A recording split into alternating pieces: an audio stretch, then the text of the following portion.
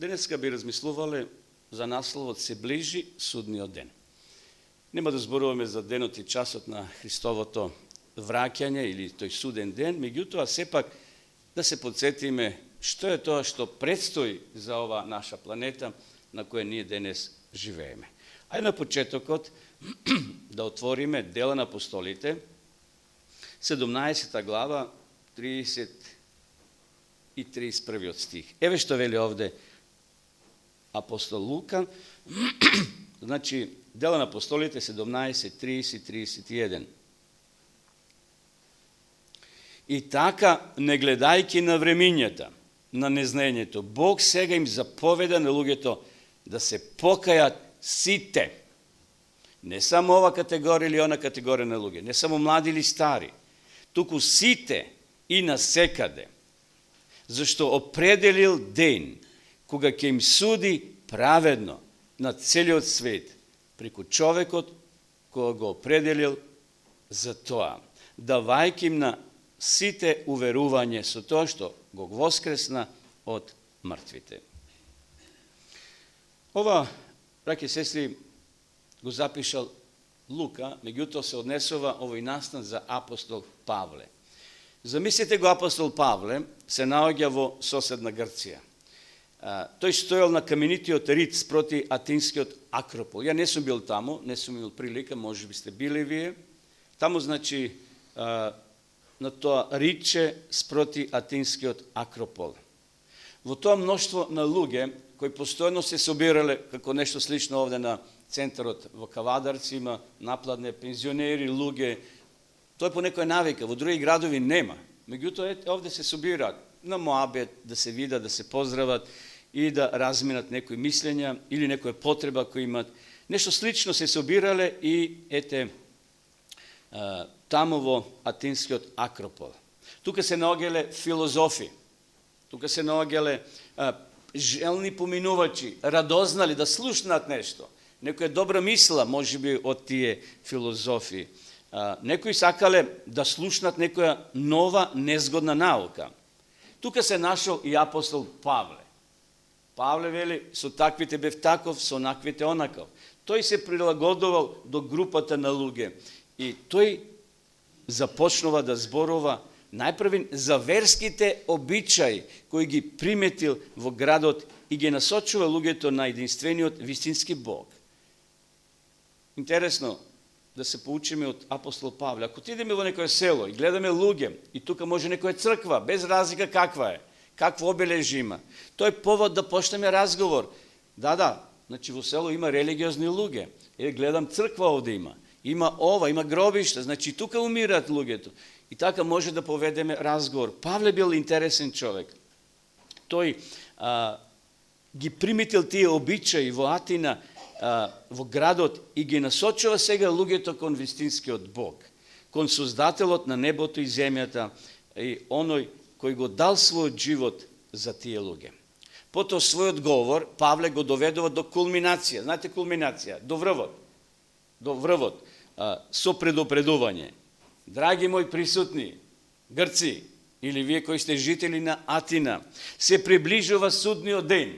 Замислите каква била таа силна реченица во ушите на тие филозофи, кои другаче го представувале светот и крајот.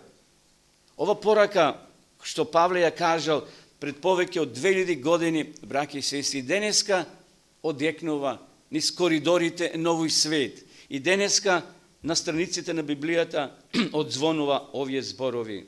Бог е морален судија на Вселената. Тој ќе ги повика сите луѓе на одговорност. Никој не може да побегне. Никој не може да се сокрие.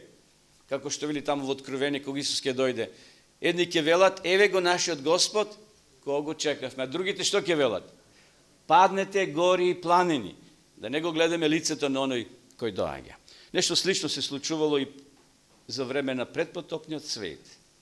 Она слика, верувам, се уште ни е во мислите, сме ја виделе, ковчегот е таму, бродот, а некои луѓе со торбиња, сеќавате, и трчаат према бродот, а вакви очи, уплашени, таму грмотевици, темно небо, трчаат, белки Ное ќе им отвори да влезат во бродот.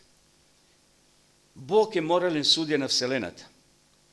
Луѓето можат да се обидат да го негират тој факт. Можат да се обидат да го изнесат надвор од нивната совест. Но таа реченица се приближува судниот ден, се уште одзвонува. Еве да прочитам неколку текстови од Библијата да не потсетат на ова што јас сега го зборувам. Одиме во 2 Коринќаните 5:10, вака вели Павле. Зашто сите ние треба да се појавиме пред Христовиот суд. И секој да прими според она што го направил во своето тело, било добро или зло. 2 Коринќаните 5:10. Во Исаја 6:6-16 пишува: да, Господ ќе им суди со оган и со меч на секој смртник. Поразените од Господа ќе бидат мноштво. На ист начин Исус зборувал за љубовта на таткото, која ги поучува луѓето за судниот ден. Матеј 12:36. И ви велам, секој празен збор што ќе го изговорат луѓето, ќе одговараат на судниот ден. Многу има такви текстови. Судниот ден или пшеницата ќе оди во амбар, а плеват оди во оган. Тоа е крајот, тоа е судниот ден, тоа веќе нема можност за поправување. Значи, полно има текстови во Библијата. Сега, ради времето, нема да ги читаме сите. Но, браќи и сестри, во нашиот сегашен свет, во кој ние живееме, неправдата превладува. Денеска, сиромашните луѓе често може да ги сочуват своите права, а они кои можат да си дозволат скапи адвокати, си заминуваат ослободени. То барем во Македонија имаме колку сакате примери, сега да не ги спомнувам. Фати си добри адвокати, 5-6, да им пари колку ќе побарат, црното ќе го направат бело или белото црно. Да, така е на оваа земја. Живееме во време на голема корупција, кога нечовечкото однесување кон другите луѓе нема граници. Кога злото минува навидум непречено. И цитираме на реченица од Джеймс Русел, вака кажал: вистината е секогаш на бојното поле, а злото е секогаш каде? На тронот. Интересно.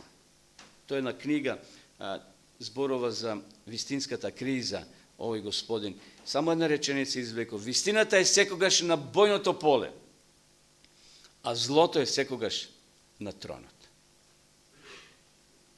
Но Господ, големиот Бог, кој е цар на Вселената и господар на се она што се случува на оваа земја, кажува на целото општество и човештво: се наближува судниот ден. Може би тоа е големо храбрување за нас денеска. Злото нема да напредува за секогаш. Правдата нема секогаш да биде негирана и извратувана. Бог ќе ги земе работите во своји раце. Ќе го повика целото човештво на одговорност. Ајде малце да застанеме, да се подсетиме на историјата. За време на Втората светска војна, после војната, по Холокаустот, многу евреи се откажале од својата вера во Бога. Што мислите, зошто се откажале многу евреи од Бога? Тие кога биле и се соочиле лице в лице со нешто што изгледало како Божја тишина.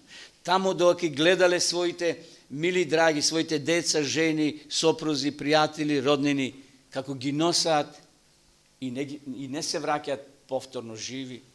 Кога само тишина се слуша и птиците од околните дрвја, ништо не се случувало, тие повеќе не можеле да веруваат во Бога. Сушност, овој проблем е многу постар. И во минатото луѓето се соочувале кога Бог не превземал акција. И имаме само една директна акција во Новиот Завет, може би има и уште некоја, но сега се сетив на таа акција во Дела на апостолите, кога Ананија и Сапфира, верни христијани, го донеле тоа што го продале од имото, ти вели: Петре, еве, толку се парите, толку кошташе, толку чинеше нивата. Дали чинело толку? Никој не ги терал да донесе. Тоа било доброволно друштво на први христијани кои се собирале да имат заедница. и од тоа се делело на сиромаши, на вдовици, на сите верници. Тоа било непишано правило. Ти може да дојде да каже: Петре, продадовме нивата за 100 златници. Или куќата што продали, нива. Еве, 1 златник носиме ние во Божјата хазна. Дали Петр би рекол: добро е? Дали би рекол? Да. Меѓутоа тие се преправиле. Продадовме за едно и едно ви носиме. А другите ги сокриле. И затоа Бог се разгневил Духот Свети. И ја знаете веќе приказката до крај. Бог тука реагирал, драстично би рекле. И се прашуваме зошто. А подоцна имало уште поголеми гревови, уште поголеми зулуми и зла во народот Божи. Бог како да молчи. Меѓутоа, еден Божи човек, кој ќе го спомнам сега, а тој е Давид, нешто слично како овие евреи, кои се откажале од својата вера во Бога, затоа што ја гледале смртта, а Бог како да не интервенирал, Бог како да ги заборавил, Бог како да отишел на годишен одмор. Меѓутоа, ајде да го читаме 73 псалом. Овде излегува на површина некои работи што Давид го мачеле во умот, гледајќи ги своите непријатели како напредуваат. Овде псалмистот отворено ја признава својата внатрешна борба, додека гледа како они што го отврлуваат Бога, навидум напредуваат. Псалом 73, 2 и 3 вака вели: а мене за малку ќе ми се сопнеше ногата, ќе ми се сопня нозите, за малку ќе ми се лизня чекорите, зашто им завидев на злучинците, наблюдувајќи го напредокот на грешниците. Страшно. Дали ви се случило некојаш и вам, браќи и сестри? Признајте. Давид признава, вели: за малку ќе ми се лизня нозите. За малку ќе ми се лизня чекорите, ќе ми се сопня нозите, зашто им завидив на злочинците, која ги гледав, а тие напредуваа и ги назначува како грешници. Нам ни се чини дека луѓето кои не размислуваат за Бога уживаат во добар живот. И ни гледаме и мислиме дека се здрави, дека се безгрижни, дека се богати, горди, насилни, смејувачки, злонамерни и така натаму. Влези во чевлите на тој, условно кажано, кој ние го гледаме дека се моди добро, а на Божиот народ страда од болести, умираат, ова, во сиромашни и така натаму. И Давид така размислувал. Меѓутоа, Давид понатаму еве што вели. Уште подлабоко навлегува, 4 до 12, 73 псалом. Никакво страдање не носат. Нивното тело е дебело. Не живеат во маките на смртниците. Не ги удираат човечките неволи. Ете, такви се грешниците, секогаш спокојни, збираат богатство. И навистина, браќи и сестри, би рекле Давид е во право. Навистина, овој човек кој бил многу близко до Бога, зашто е наречен и пријател Божи, значи, навистина, Давид сакал да му служи на Господа, имал своји падови, но сепак тој му служил на Господа. Меѓутоа, читайте целата ова глава, 73-та. Времен успех на безбожниците, така е насловот. А поднаслов, тага на праведник. Меѓутоа, ова Давид го гледал се до не влегол во светилиштето, односно не го видел крајот. Тогаш му било јасно. Кога го видел светилиштето, тогаш му олеснало на Давида. Тогаш светилиштето за псалмистот Давид значило сигурност, дека Бог е сепак тамо на неговото место, дека Бог не отишол да слави нова година, дека Бог не отишол на годишен одмор, дека Бог не ја заклучил канцеларијата, дека Бог не заборавил. Да, Бог е и денеска на своето место, активно 24 часа работи. Бог се уште на својот престол, браќи и сестри, и во своје време, на свој начин, ќе го запре владењето на злото и гревот. Бог ќе стави крај. И зато денеска не размислуваме, се ближи судниот ден. Таму, во небесното светилиште, Исус Христос, нашиот правосвещеник, се уште не застапува. Тој се уште го дава истото уверување. Овој свет на кој ние живееме, и гледајќи го со очите на еден грешник, нема вечно да трае злото да напредува, а добрината да биде отфрлена. Како што читавме на почетокот, вистината е секогаш на бојното поле, а злото е секогаш на тронот. И затоа овде Давид на крајот ќе напише дека сепак, еве го 28 стих, а за мене милина ми е да бидам во Божја близина, да имам свое засолниште во Тебе, Господи Боже, ќе ги проповедам сите Твои дела. Злосторствата што го обземаат нашето современо општество, браќи и сестри, и нечестните постапки, би рекол, на човекот, еден ден ќе бидат ставени под лупа. Знаете, лупа, она што зголемува. Ќе бидат ставени под лупа. Сите човечки неправди, тие ќе бидат подложни на лупата на Господарот на Вселената. И затоа да се охрабриме, се ближи судниот ден. Да признаеме дека доктрината за судот е скоро запоставена во многу христијански цркви во светот. Дали се протестантски, дали се овие или они. Тоа е како на страна, тоа е негде далеко. Па нема суд. Кога одиме на погреб, свештеникот веднаш ги праќа во рај луѓето. Не сум слушал некој да прати во пекол. Туку дава список, вели, дајте список и ги чита. Јанко, Петко, Трајко и Бог да ги прими. И кај муслиманите слично. Сум присуствувал на погреб. И тие ги праќаат таму душите на покојните. Доктрината за судот речи се исчезна од учењата на многу христијански цркви. Иако верниците ги рецитираат, знаете, она верују, 27 верувања, има точки. Во многу, и како православната црква и католичката, тие веруваат во тие своји верују, гредо или кредо. Едно од тие вака гласи: Тој, Христос, доаѓа да им суди на живите и мртвите. Земете календарче, го пишува и тоа таму. Го пишува.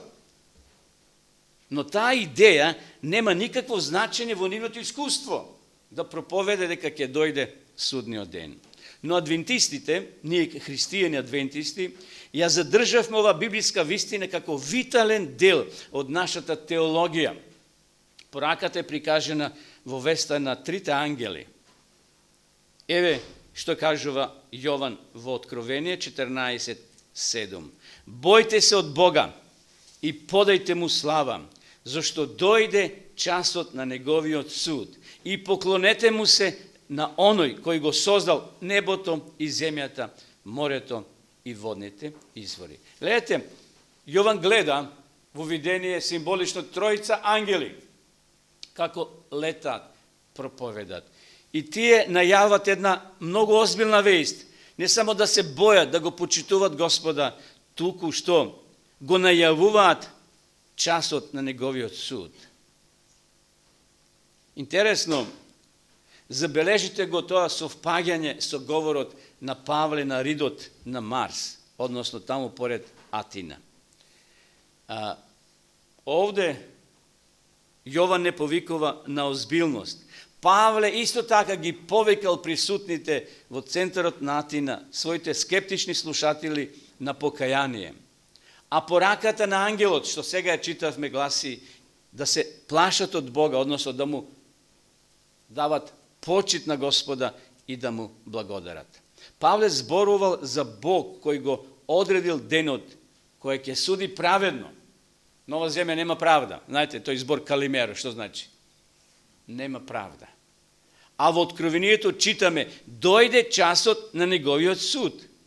Ние знаеме, според доктрината која изучуваме како христијани адвентисти, дека тоа се случило 1844 година, кога отпочнал судот горе на небото. И тоа е фаза која трае. И да дојде Исус утре, буквално да кажеме Исус да дојде утре, иако не знаеме кога ќе дојде, веќе Бог ќе знае кои се леви, кои се десни, кои се леви, кои се спасени, кои се изгубени. Значи, едноставно, Бог веќе има адути во раце. Зошто? Дојде часот на неговиот суд, гласи една од трите пораки запишани во Откровението. И на крајот Павле тврди дека Бог ќе му суди преку кого? Кој ќе биде судија овде? Преку човекот што го поставил преку оној што го воскреснал од мртвите. Еве, да ве подсетам на текстот што го читавме во Дела на апостолите. И така, не гледајќи на времињата, Бог сега им заповеда на луѓето да се покајат сите и насекаде, зашто определил ден кој ќе му суди праведно на целиот свет. Преку кого? Лука запишал, преку човекот кој го определил за тоа, давајќи им на сито верување со тоа што го воскресна од мртвите. Не се мисли Лазар што воскреснал, не се мисли на момчето од Наин, не се мисли на детето од Цунамка во Стариот Завет, туку за човекот Исус Христос, кој зеде човечки лик и се отелотвори. Еве, ове денови зборува многу християни дека Христос се роди. Се родил. Сега за кој ден друга група на християни ќе кажат Христос се родил. Значи, повеќе од 2000 години таа изрека и тој термин, таа мисла провејува кај човекот.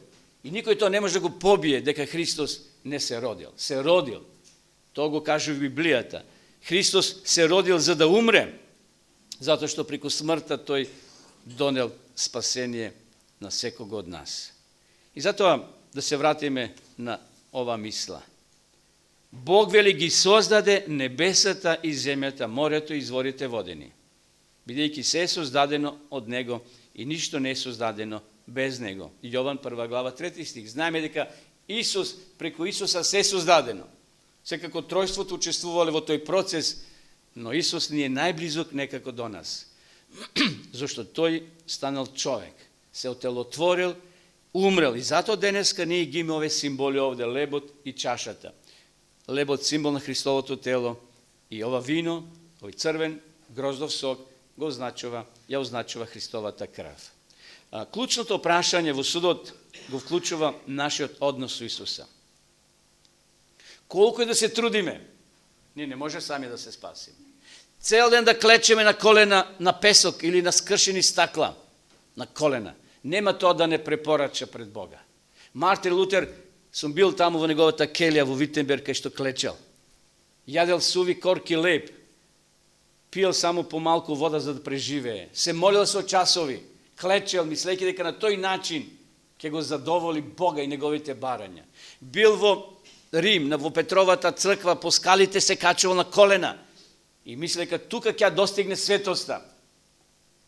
Се додека таму во собата, кога добил глас од Бога и таму, кога ги поминувал тие скалјала, дека праведникот ќе биде жив од што? Од вера.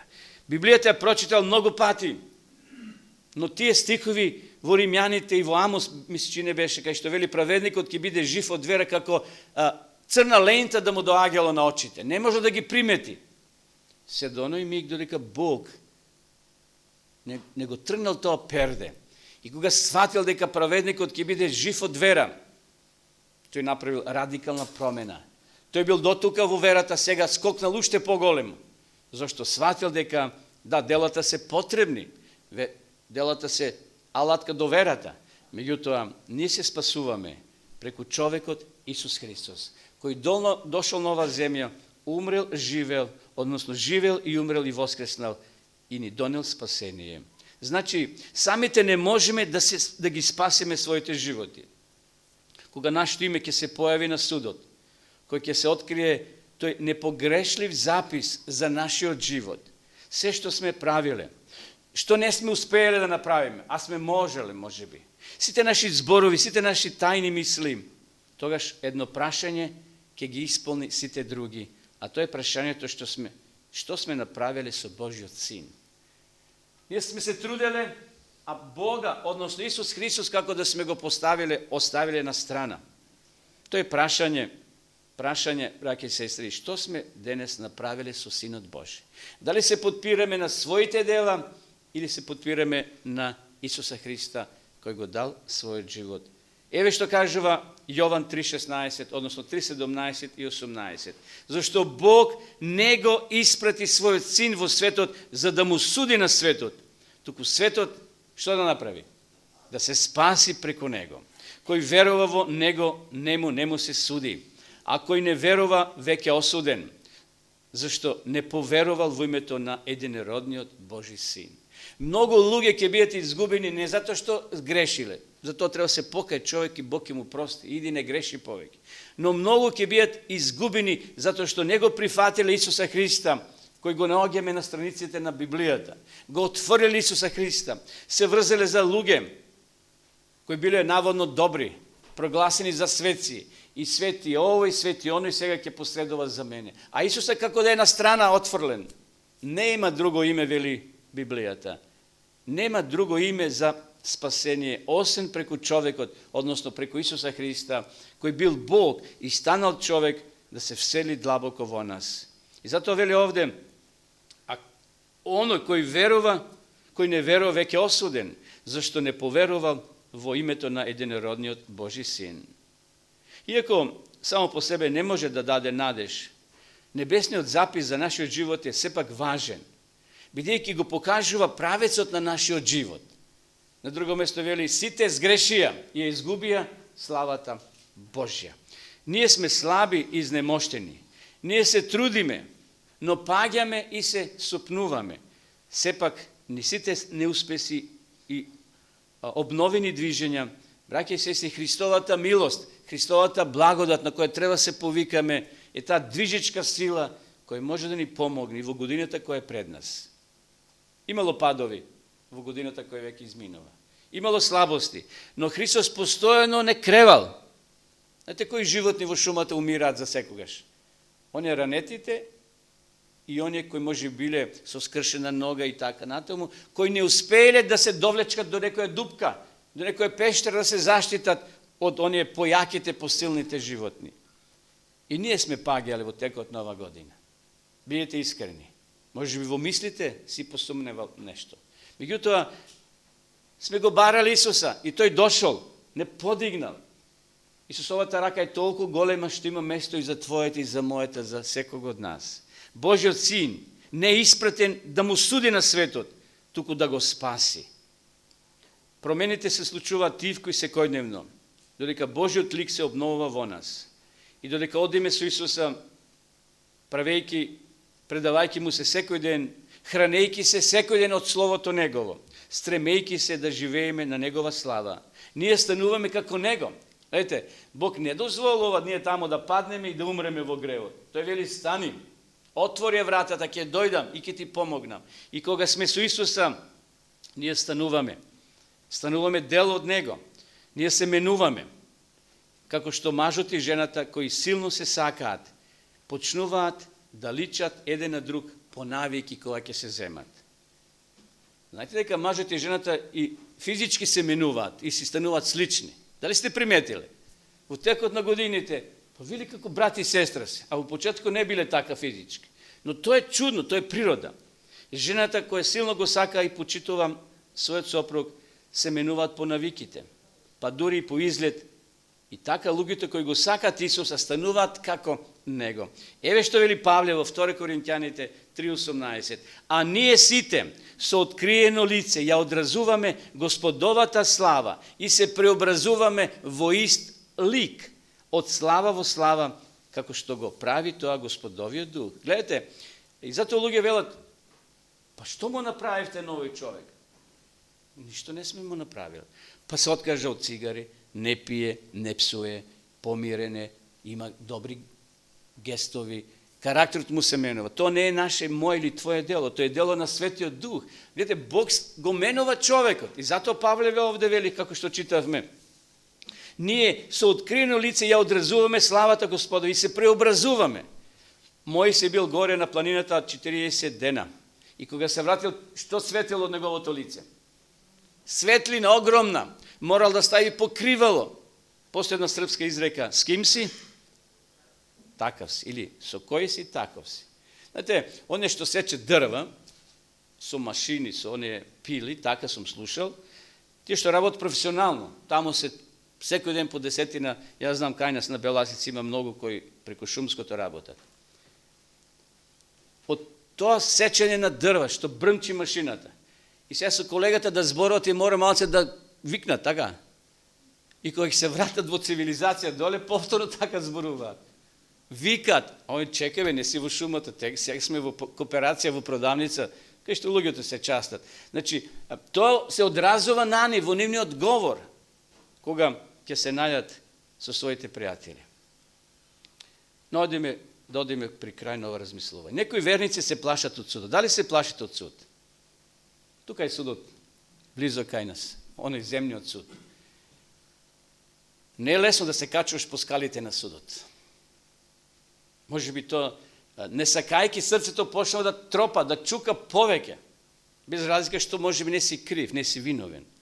Но сега зборуваме за небесниот суд. Тие живеат со во сомнеш и очекување дека нема да бидат доволно добри за да бидат прифатени на крајот. Но, браќи и сестри, дали сме и ние меѓу страшливите кои се боеме од судот? Дозволете ми да ви го дадам сега точниот библиски одговор. Не сте доволно добри. И јас се ставам во таа група. Не сме доволно добри. Но знаете кој е доволно добар? Исус е доволно добар. Ако сте го прифатили како ваш спасител и Господ, тогаш тој стои на вашето место и не треба се плашиме од судот, зашто тој ќе го заземе моето и твоето место. Додека таткото гледа во вас, мислам на Бога, тој ја гледа само совршената праведност на неговиот син, наместо извалканиот запис од твојот и од мојот живот. Дали навистина тоа може да биде вистина? Еве што кажува Павле во Евреите 4:14 до 16. И така, бидејќи имаме голем првосвещеник, кој поминал низ небесата, Исус, Божиот син, да се држиме цврсто за исповедувањето, зашто немаме првосвещеник кој не може да сочувствува со нашите слабости, туку кој бил искушуван во се како нас, освен во гревот. И така Павле вели да пристапиме смело кон престолот на благодата, за да прииме милост и за да најдеме благодат за помош во време на потреба. Гледате, не треба да се плашиме од судот. Јас секогаш со радост сум одел во судот. Сум бил повикуван како сведок или сум застапувал некои работи. Зошто? Не се чувствам опште виновен. А другите по 2-3 адвоката носат само да најдат рачка во, како се вели тоа, во законот и така натаму. Павле вели, слободно да пристапиме, немошло да се плашиме. Сме се покаяле, Бог ни простил. Исус сега не застапува. Павле вели, да пристапиме смело кон престолот на благодата, за да приеме милост, за да најдеме благодат за помош во време на потреба.